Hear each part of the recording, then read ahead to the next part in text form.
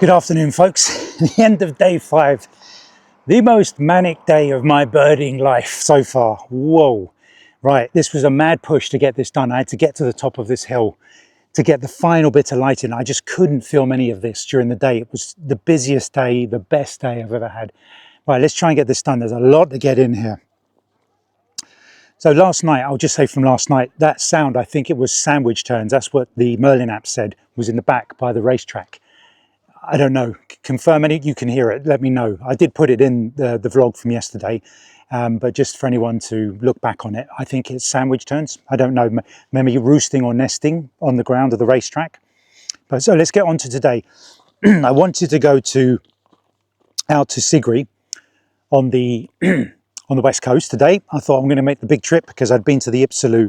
That was a big trip 2 days ago. I took it easy locally yesterday. So off to Sigree, but I thought, let's stop at the Metochi. I heard someone call it Metoki. I don't know which one it is. The Metochi Lake, just to have a quick look and then have some breakfast afterwards. Because when you wake up, sometimes you're not in the mood for a big breakfast. So I popped off to the lake, got some coffee, put it in a flask and plotted up. There was another birder there on his own, Lee. Hi, Lee. Nothing much was happening. This literally the second he left, 5 squawko herons appeared. Whoa. So excellent, that goes on the list. I've got loads and loads of footage of those. I'll just put it up for you now. And this vlog's gonna be very messy because I'm doing it last minute. I've got so much to put in, I've forgotten stuff. I've tried to write as much stuff down. So it'll kind of just be me talking, then I'll say, right, here's the footage of the birds and the photos. So squawko herons. And then I saw the back of a little bittern going up the reeds, inside the reeds, not like the squawko heron that were outside in the reeds. We searched and searched, and eventually it did come out, and it was hanging with the squawkos. A lot of cloud today, so it was this was going to be good if I could get any birds at the lake. Perfect lighting, because harsh lighting has kind of destroyed a lot of the stuff recently. But the little crate came out, and I got some decent footage of that going through the reed edges.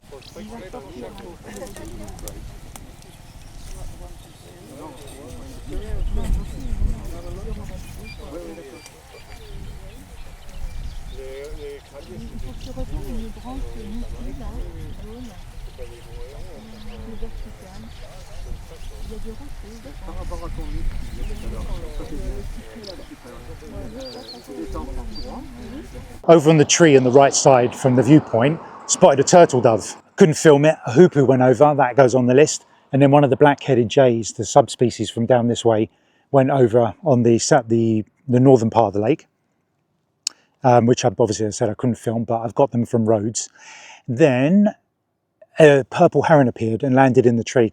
It catches your eye because it's a big gangly thing. And it sat in the tree, and I kept preparing for it to take off and fly, but it didn't. So I just took some photos and some video.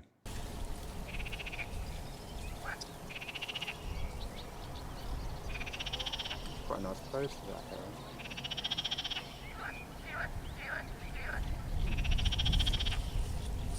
Finally saw the little grebe that was amongst the squawko heron up to the right. I think that about covered everything. So we left the lake, going back to the hotel to get our stuff, and I realised I'd missed breakfast. I'd only wanted to stay there for half an hour. I was there for about an hour and a half, and I thought, you know what, I'm not even that hungry. I went into a supermarket last night and bought a rotisserie chicken, some corn cakes to sort of minimise the wheat, even though I've just had 2 kebabs, which I'll talk about in a second. Yeah, I'll get to the end. When I get to the end, I'll talk about that. So yeah, skip breakfast, and I had some fruit and some eggs, packed them up. I did actually take those in the morning just in case. See? So I had the rotisserie chicken, a few slices of cheese, eggs, corn cakes, and I bought multiple bags of nuts because I need to eat more on the road now. I'm starting to panic. Even though I'm doing extremely well, I want to get as much birding done as possible. I can't really stop at restaurants and wait to order, etc., etc. Anyway, so left the lake, and there was a bird singing. I thought it was one of those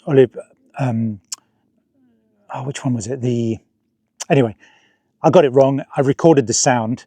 I was told later on it was a whitethroat, which was good because it actually means it's another species for my list, not a lifer, but a new species, another species for the list. It just sounded slightly different to our whitethroats in the UK. Maybe they sing differently in another country.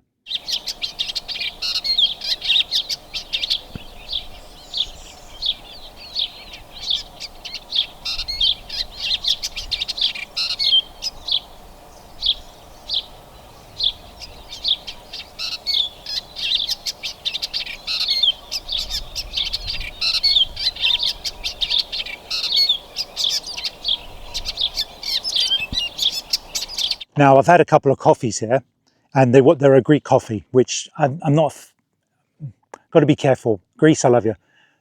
But I want an Americano. Been to a couple of places, that thick sedimentary stuff that builds up and that's in the bottom of the cup. It's okay, it does the job, but the Monastery Cafe, which I went to a couple of days ago, excellent coffee. So I went back there. The chap recognised me, super nice guy. As soon as I was coming in, I was the only customer. He was sitting outside, and he got up and he walked Americano. I went, that's the one, double shot, and he made it for me. And he filled the cup up right to the top this time. Really nice guy. And I took it out and poured it into my flask, so that later on when I want a coffee, I'm not hunting around for cafes that don't exist or only sell Greek coffee. So yeah, pop to there for coffee. It's brilliant. On the road to Sigree, it stopped several times. I think this might be a female Sardinian warbler, I'm not sure.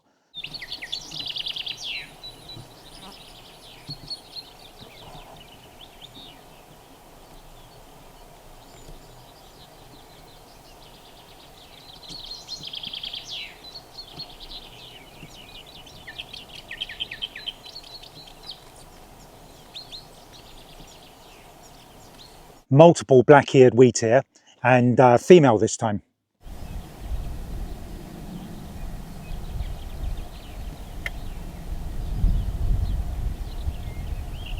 I got this brown one this time, which I thought was a different species, but apparently it might just be a female or immature. So oh well, this happens a lot when you think, that must be a lifer, it looks so different. As I saw the Ipsilou monastery coming up and loads of cars parked outside, I thought, you know what, I can't come all this way and at least do a circuit. Now, when you go to the Ipsilou monastery, you go up the right side one way, go around and come down the left side one way. So I went up, nothing much happens on the right side as you're going up. So I went back, I went down, and all the birders are plotted up. They've parked and walked up. Very fit birders, I must say, all out with their scopes. And I pulled up in the car, and he said my black cab, found some spots and started hitting off the birds. Not great quality, some of these. They're just record purposes. The wood warbler, which I've got in Greece, and with some better shots, but these were just record shots. A couple of semi-usable ones in there that I'll definitely be keeping once I've cleaned them up a bit. A pied or collared female flycatcher. Now, I need a collared flycatcher to be a lifer, and the pied and collared look identical, so I don't know. It's a record picture. If any expert can look at it and let me know, that'd be very, very handy. And a spotted. Our friend, the spotted flycatcher. And then the golden orioles were making a racket and flying all over the place. People were pointing, there it is, there it is. And eventually it landed in the trees, a couple of tree lines in, and we saw it bouncing around, and I was able to get off a few shots, not great, but one particular one where I got the head out is about 95% sharp and be able to clean that up quite a bit. And so I got it. Yes, it's a weird bird to see on this side of the world. You usually expect to see stuff like that in Asia or Costa Rica. But I was chatting to a couple of birders who said they've seen my channel and they followed me. And the lady with the scope and the glass, she actually spotted the golden oriole, and then she spotted a crag martin. I wasn't even looking for them. So she's as good as they get. Well done. Thank you very much if you're watching this. That was a really good spot. Yeah, it's good to have multiple pairs of eyes like that. And went down, I thought, okay, we better get going. And I could hear the cinereous, if that's how it's pronounced, bunting, which would be a lifer. So it was just heard. There you go. And I was heading back to the car, and I saw wheatear, something moving around, which I thought was a cinereous. Apologies again if it's pronounced incorrectly. And these were very light wheatear. I thought surely they can't be variations on the black-eared. And it turns out I put it through Merlin. It said the Isabelline wheatear, which I've heard people talking about and it's sought after. And I asked a guy who was, I think he was a Spanish bird. I've seen him a couple of times, and he confirmed. I went, yes. And he said, if you go to the car park, you'll get better views. I didn't see them again. But when I went to the car park looking, somebody said, have you seen the rock nuthatch? No. So went back up, walked up a bit, left the car there, and literally it was straight away, got the rock nuthatch on this pointy rock, got off a few shots, a little bit of video, and then it was gone. So it was literally lucky I got it at that point. And I'm telling you, I've been scanning the horizon with this. This is probably one of my best little tricks is putting these binoculars on a little hook so I can just scan the horizon, because doing it with a camera, it doesn't work as well. And also I do find these are clearer. They pick, even though they can't see as far, everything's much clearer to see rather than a telephoto lens. So this has definitely been one of my latest ideas. Not that I invented the idea, but you know what I'm saying. It's for me to adopt it, because I always just say, no, I don't bother with bins. I'm just a cameraman. It's too much to carry otherwise. Where were we? Rock nuthatch, right? And then I saw a bird jumping around. I should have recognised the call. It was a common linnet. Just a quick shot of that. And then it was corn bunting with grub. Yeah, so yeah, on the way to the Petrified forest, which was before Sigree. Have I even said that? Sigree. Sorry, I thought I said that wrong. On the way to the Petrified forest, corn bunting. I check every bird, and I know it's corn bunting, but I could see something in its beak, and it was a big grub, and they're known for grabbing big grubs with those big beaks of theirs. Got to the Petrified forest, and to be fair, I hadn't done much research. I just knew it was a place that birders go to. So I wasn't expecting it. I thought it was going to be a forest, but it's just the petrified trees that have turned to stone and petrified and fossilized. So there's what is this, active factory up here? Yeah. So I keep saying so. It's €10 to get in, and it's a really long walk. So I was there at about 10 to 3, I think, or just after. And the chap said, yeah, you won't get around in time. And I kind of looked over and thought, are there going to be birds down there? I don't know. So I spoke to some birders, and other birders have said they've done it, and it's really good for flycatchers. So I drove slowly out of the Petrified forest. It's a dead end. And the gates close at 4 o'clock. And on the front, it says closes on Mondays, all Mondays. So just to be warned. And you're going to have to be covered because there are no trees. It's just a path. So make sure you're covered with clothing, or you've got a good amount of suntan lotion, especially in the hotter months, and some water. And the money, the €10, also gets you into the museum, a museum in Sigree, that's part of the forest. Slow drive along the road out was good for the black-eared wheatears, as per usual. You're going to get no shortage of those. It's just getting that really close shot is going to be the difficult one.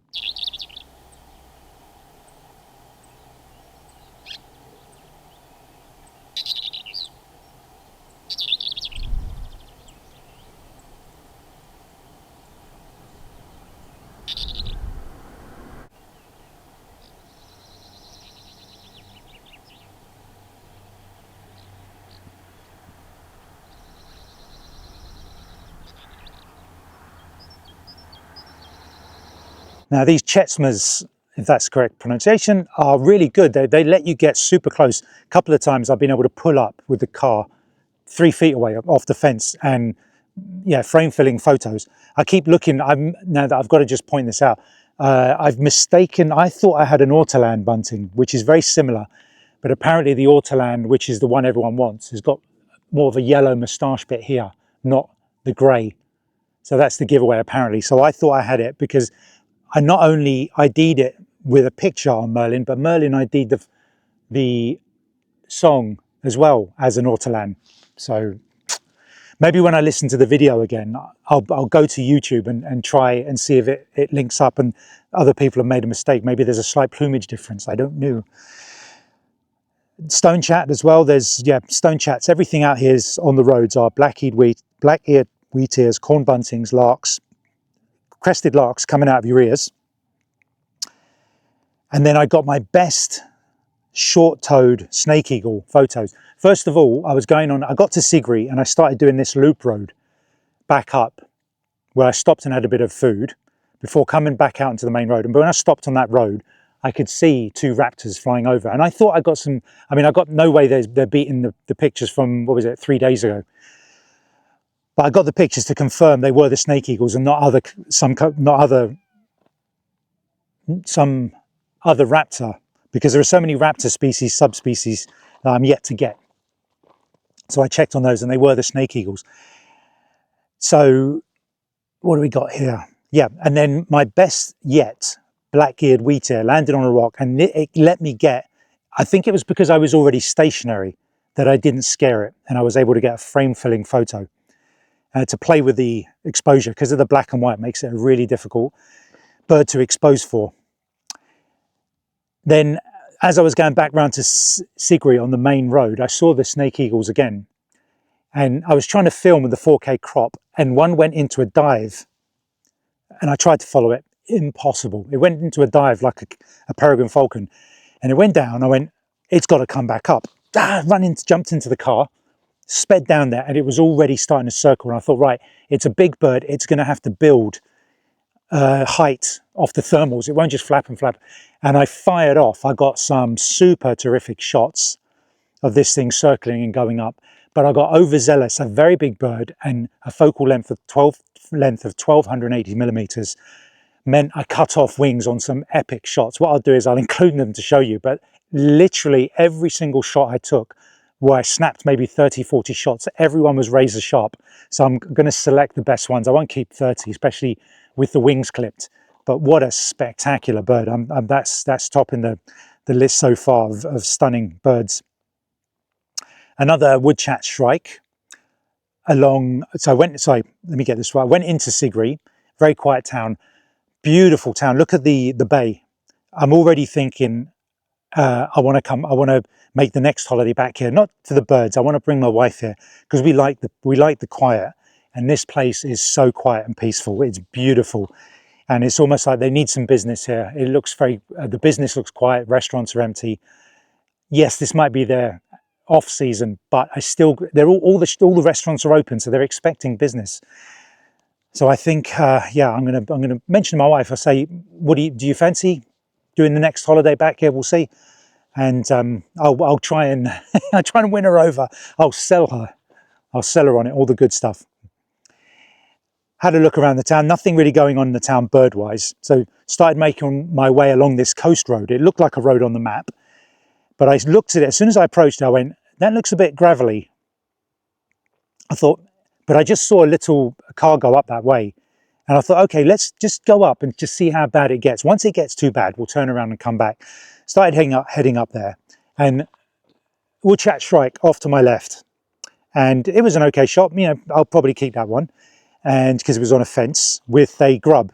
50 feet further wrong, there was one on a tree by the right-hand side of the road. Backlit, got frame-filling photos, adjusted so it wasn't so backlit, but then it went to the back of the tree, and I drove further on to make sure the light was to the left of it, so it was exposed with something in the background, so it wasn't backlit as much. I don't know, I'm apologizing in advance because we're now pretty much in the dark and I'm relying on my torch. I'm hoping it looks good, but if I can finish this tonight, it's going to save my life. So carried on along the road, a bit bumpy, and there was some villa coming up on the left. Now I can't tell if it's abandoned or they're going to come back in the summer and clean it up, because it kind of looks like the shutters are right. There's nothing broken. There's a lock on it. There's the windows haven't been smashed or anything like that. So I assume maybe it's a summer house for people. And I saw a golden oriole land right outside, but I was dead. It was dead in front of me. I would have to lean out the window, and there wasn't anywhere to angle the car. And when I tried to get close and angle the car, as soon as you do that thing of lifting your lens up, it's gone, and it flew around the back. You can't win them all. And I parked up round the corner and looked ages for this oriole. A couple of other people came along, and I could see it through the door to the garden, and I pointed at them and said, "Wow, good eyes." I said, "Well, I knew where it went, and it's yellow. That thing's yellow. Look, you can see all the green trees, and then suddenly there's a blotch of yellow." So left them doing that, and then a little Fiat something went past us on the road. So I thought, okay, I'll carry on round. I mean, this thing's got biggish tires. It's not the thin tires; it's the kind of thicker tires. Yeah, okay, quite thick. So I thought I'll go up as much as I can to the point where I'm like, yeah, this is getting too dangerous. And maybe it sort of gets better. But I started going up, and I was pushing it, and I realized there was nowhere to U-turn to turn the car around. So I thought maybe I'll go a bit further and a bit further. The road was really horrendous. First gear, going over, turning left and right, trying to avoid the big sharp stones. I was really starting to panic. My heart was pounding because I'd have to reverse all the way back at this point. So I just kept going and going, but then it was almost like a hand was guiding me. Because what happened was I saw a falcon of some type to the left on the hill, and it was amongst some gulls, but then I went, there's another one, and there's another one, and there's another one. So the story goes that there's a flock of about 20 to 25 falcons, and they turn out to be at least lesser kestrels, because I've got the grey-head ones, but there are plumage differences that make it difficult to tell apart from common kestrels. The underside, I'm going on the underside, so I'm going to have to study some images online of the different plumages. They could be all lesser kestrels, or there could be lessers and a few commons in there. And I'm saying that it might not be all lesser, because an Eleonora's falcon was going through. I didn't know it was the Eleonora's falcon. I was just, any one of the birds that came close to me, I photographed. I just fired off as many as I could when it was more frame filling. And I checked back and I went, right, lesser kestrel. Look, there's a grey head. That's definitely my first ever lesser kestrel confirmed. Lifer. Bang, bang, bang, going through. And then even though I've never seen one in the flesh, my very first Eleonora's falcon, I was really worried I was going home without seeing one. I wanted a roller and I wanted an Eleonora's falcon from this holiday. And I got the Eleonora's falcon. Razor sharp, beautiful. My heart is singing, and it's almost like it wanted me to go this way. It was guiding me because it said, don't turn around. I'm going to give you a little bonus here. At this point, I got to the top of this hill, and I could see over the mountain or the hill to the sea, and there was an area to U-turn, and I thought, this road looks like it's getting slightly better, and I could see the rest of the road. It looks not bad. So I thought maybe it's just that bit back there. And the road if I hadn't have got trapped on that road by not being able to U-turn, I would have missed the falcons. And I thought, let's just go again. I'm a sucker for punishment, especially after getting stuck in the sand in Fuerteventura last year. Lucky my wife isn't with me. I'd be divorced by now. Nutter, but I thought, you only live once, and there you go. If you get a flat, you change the tire, whatever. But if it guided me to do that, then it was pushing me to go further, because the hard work will pay off again. And oh boy, it did. Yeah, and that was the worst bit. That was definitely the worst bit. There were a couple of problematic bits where it was a loose gravel, but enough to drive in second gear, and then it became really bad for maybe 10 or 15 feet. So you just have to get over that first gear over those bits, choose how you go over which rocks to avoid any sharp ones going into the tires. I got through it. It's a few miles, and it took about 2 hours to drive through. I was panicking most of the way until I was about at least 3/4 of the way through, because when I saw how long it took me to get to the point I was at, and I saw it on the map, I went, if the rest of the road is like this, I'm done for. I'll be stuck out here. Especially if anything goes wrong. The road could be closed half a mile at the end. I don't know. I'm pushing my luck here. Anyway, so let me just check my notes here. Falcons, yeah. So chanced it, stayed in, and I'm glad I did. First things first, the redback shrike, suddenly everyone's been asking, have you seen a redback shrike yet? So here they are. There was probably 2 or 3 on this fence to the left. A bit distant, but sharp enough. I'll keep that. They kept popping up, as well as woodchuck shrikes. Strangely, this area didn't have any masks, as far as I know. On this drive through, I did miss lots. I probably missed about 1/3 of the birds that I saw. There were definitely things that I've never seen before, like a little blackish, greyish bird. I'm like, I don't recognise that movement, that behaviour, the way it fed off the ground, the way it threw those rocks. So I missed a few things for sure, and I only saw the back of things flying away. So I'll never know. But it's got to be next time. I think I'm going to spend a bit of extra money and get a 4x4 and just do a couple, 2-3 days of going through there. Even if you hire a car for a week, you go back to the hire company or wherever, go to another one, hire a car, a 4x4 for the day, and go and spend it going back and forth on there, and you will crush, I'm telling you. Now, Here we go, the big one. This is the one I absolutely wanted. So driving along, as I've been the whole day on this narrow road, just bang, there it was, a roller on the side of the road on a post. I was I was swearing, you know, like, and I had to. I thought, right, look, I put on the brakes and it didn't fly. And I thought, how am I going to do this? It's directly in front and to my right. I can't lean out my window because I can't get the angle. If I open the door, I'll probably scare it off. I don't know how tame these rollers are. I thought, okay, I'll lean out the right side. And I've got all my stuff. If you're on your own when you're bird, you've got my passenger seat is full of food, wires, my camera, bags. I just don't care. Bags of nuts. I just threw it all onto the ground, pushed it all out of the way, got the camera, leaned over, started leaning on the windowsill of the car. And as I put my head out, it flew. And I was at a slow shutter speed, stupidly, and I caught it flying, but none of them were sharp. And I was already inside, dying. And I just thought, please, just one of those, just the body at least come out sharp. And I checked the images and none of them were, and I was gutted. And I thought, you know, so where did it go? Oh, there's a bird on a gate.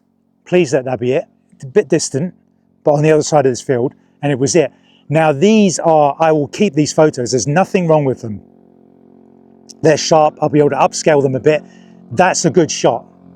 So I'll have to look at, I know I've got one really, really good one. I might keep a couple of others from different angles. And then I put the 4K crop mode on and 4K and did some filming just for the sake of seeing it move. Right, at this point, I am on the high of highs. I got my Eleonora's Falcon, and then my next, well, not my next bird because I got the redback strikes, but pretty much the next bird was the roller. I got the two in the last half an hour that I wanted for the whole trip. And I'm just, you know, the short-toed snake eagle, amazing photos, lesser kestrels, Eleonora's Falcon, the oriole on the mountain, on the Ipsilou monastery, just an absolute bliss. And it wasn't to end there. I check every bird, even though pretty much every bird on a wire is a corn bunting. I checked it and it was singing, it had a weird song and it was yellow. I thought that's good. And a black-headed bunting. Now, I didn't even know about these birds. I'm sorry, I don't do much research before I come here. I kind of clocked a few birds from Twitter posts and other things, but somebody mentioned it. They want to see this bird. And I saw the black head and I thought, that's got to be the bunting. That's a bunting call. That's a bunting mouth. And that's a black head. And I've not seen this anywhere else. I thought, how much luck can one person have? I can't believe it. So I fired off multiple shots. I got the front, I got the back as it was turning around. I got it, shots of it singing. And then I took some video. Obviously, I'm going to take some video. I had to really hold my breath. I think I went 4K crop after doing some 4K. I thought the 4K is good.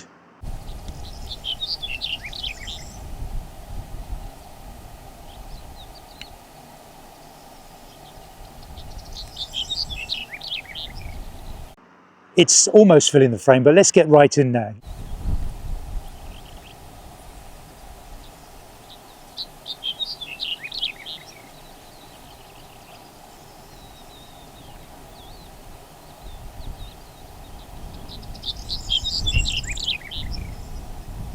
Now, I'd have to go through my camera and list everything in order. That's not going to happen. So what I'm going to do is I'm just going to now play you a roll of, no, what I'll do is I'll put it at the end of the video because I just want to tell you the end of the ride out, what I did. And then I can end this vlog of day 5 with all the footage and the photos and what they're called. So there'll be lots of shrikes, wind chats, wheat ears, loads and loads of goodies. What I'll say is when I got out the other side to the town of Erosos, little village, and I thought if I eat now, it's 45-minute drive back to the hotel, and then I've got to eat, and by that time I don't want to go to bed full. you know, probably getting food, sat down at the restaurant by 9 o'clock, 9:30. So I found a gyro place, this place, which the owner's really nice. I had a chat to him. He lived in the UK for a little while before coming back here. He grew up here, so he came from here. He went to Wales, came back years ago. And I went in and as I said, you know, look, what have you got? And then they said, you want chicken or pork? So I did chicken gyro. And they said 1 or 2, and I said 1. And I didn't know how big it would be or anything like that, but they gave me it, and it was a decent size. It looked like a meal. So I thought, okay, you know, what are they going to say? €8, €9, €10, whatever. I'm down, whatever it costs. €3.50. Okay, and it was delicious. And I already knew halfway through it wasn't going. Not, I don't know. Yeah, it wasn't going to be enough because I missed breakfast this morning. I've kind of had bitty bits of chicken and cheese and eggs and stuff like that. Not a proper meal. So I said to him, can you make me another one while I was still munching on this one? €3.50, that's mental. In English money, that's just over £3. Woo, you know, wonderful. So yeah, if you go there, when you come out the other side, you can fill up there. And this is the outside of the restaurant. I'll put the Google page up as well for the maps. And I do like the little painting on the right-hand side, which shows some birds delivering kebabs to a nest. Nice touch, nice touch. Very nice. I love this place. Yeah, this is my new favorite place, and hopefully come here next time and maybe do a little bit of beach, a little bit of sitting at the beach, and you know, maybe look at birds, the seabirds going by. So I am technically sitting on the beach and enjoying the beach. Right, that's us done. Now I'll just put all the, like I said, all the footage and all the photos over the end. And if I do put photos on, obviously I don't want the sound to be blank. So what I'll probably do is I'll take some of the sound from the footage and overlay it, and hopefully lines up with the bird that's making the call. Otherwise it will just be background sound that I do. Okay, wow, yeah, I do apologize, but obviously I need to film these vlogs, but at the same time, a 10-15 minute vlog takes up valuable birding time. I'm running out of time here. I'm trying to get as many bird species as possible. The next 2 days are gonna be very hectic as I try to get my list. I believe my list is, I think I'm at 30 lifers, and I think, what was I? I think it was 125 or 126 species. Not bad. 150, let's mark that in for the next 2 days to get 25 species. Night, folks, enjoy the footage and the photos.